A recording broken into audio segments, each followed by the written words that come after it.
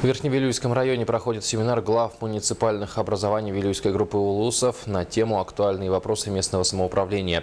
Участники обсуждают такие актуальные вопросы, как переселение граждан из ветхого и аварийного жилья, порядок предоставления земельных участков, а также требования к утверждению схем теплоснабжения и водоснабжения. В ходе семинара отметили, что в Вилюйской группе наиболее остро стоит вопрос порядка представления земельных участков, в частности сельхозугодий. В связи с этим несколько глав наслегов заинтересовал вопрос, как правильно распорядиться земельными участками тех людей, которые переехали жить в другие районы Якутии.